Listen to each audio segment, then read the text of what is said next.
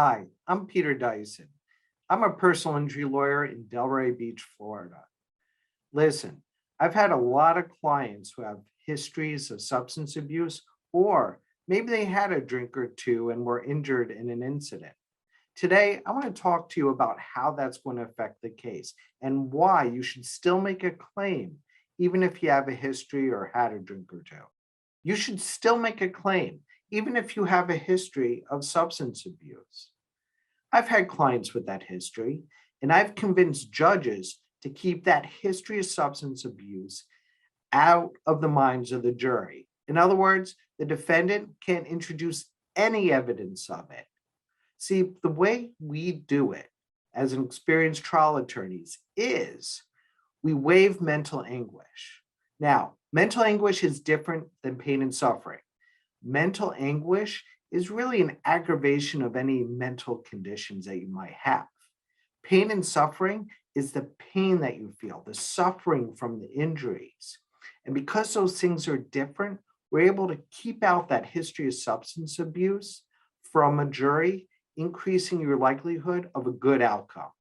If at the time you got hurt, you're under the influence or drunk, you still might have a claim.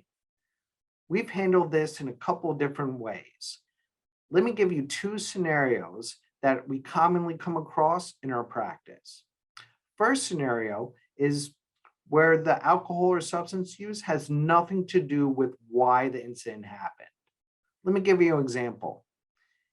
If you were drunk and stopped at a red light and someone rear ends you, well, the alcohol has nothing to do with it. You would have been rear ended no matter what. In that case, the alcohol use has nothing to do with it, and we could still make a very strong claim for your case. The second common scenario is where you might be partially at fault. That's when things get a little more complicated. Ultimately, a jury is going to answer some questions to determine if you win the trial or not. One of the questions is, are you at fault?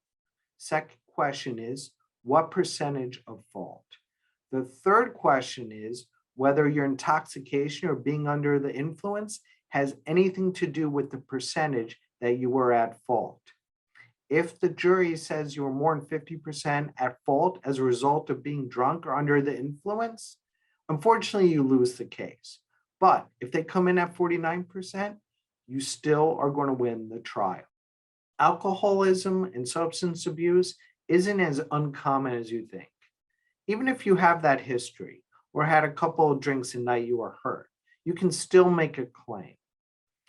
We have handled cases with people with those histories or had a couple of drinks a night they were hurt before, and we are well prepared to maximize your case by addressing those problems.